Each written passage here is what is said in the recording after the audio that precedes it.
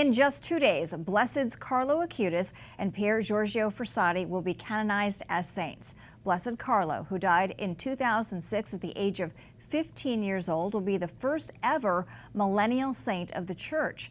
Meanwhile, Blessed Pier Giorgio, who also died young at the age of 24, has also had a major influence on young Catholics across the globe. EWTN News' Montse Alvarado joins us now from St. Peter's Square. Montse, it is great to see you. Carlo Acutis was originally set to be canonized in April and Pier Giorgio in August, but with the death of Pope Francis, of course, and the election of Pope Leo, both canonizations were postponed to this weekend. Do you think that's affected the crowds coming to Rome for the canonization? Well, good evening, Tara. It's so great to be with you here from St. Peter's Square, where the crowds are just starting to trickle in. And you're right, it could be possible that that shift affected the crowds coming in, but we won't be sure until we see what happens on Sunday morning. This square is supposed to host about 250,000 people, and it is expected that you'll get that number of pilgrims coming in. Just as we were coming in, our team also saw a lot of pilgrims from the United States, from around the world, who are going to Assisi first and then making their way here into Rome for this long-awaited moment for both Pier Giorgio Frassati and for Carlo Acutis.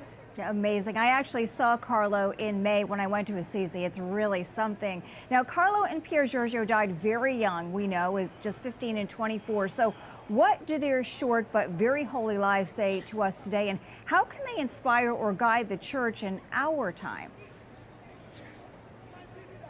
I think you know that the youth has always inspired the Church. You think about the reality of St. Catherine of Siena, who died at 33, St. Joan of Arc, who died at 19. These were young people who have always invigorated the faith, young people who were not in any way stopped by jadedness. Their youth is what gave such a wonderful gift of invigoration to the Church. And their faith, their childlike faith, which we know biblically, and our Jesus himself inspired us to believe in this way to enter the kingdom of heaven. We know that that's the gift that they have to give, their enthusiasm, their unfettered access to the glory and the grace that comes with giving ourselves completely to our Lord through either Eucharistic devotion or individual encounter, depending on which one of these fabulous saints you're talking about. Absolutely. And on Sunday, close relatives of both will be present, Carlo's parents and siblings and Pier Giorgio's niece Wanda. So how significant is it for the Church and for the faithful to have such a living personal connection to these new saints?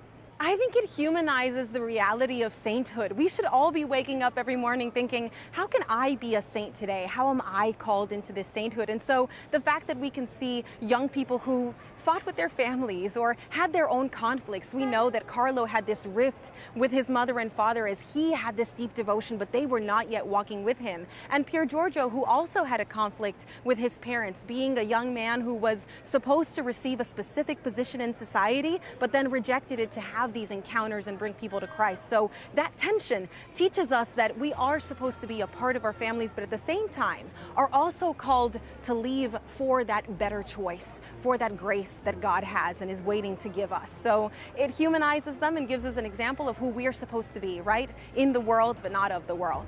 Montse Alvarado, thank you so much. Great to have you on the ground. We look forward to hearing so much more.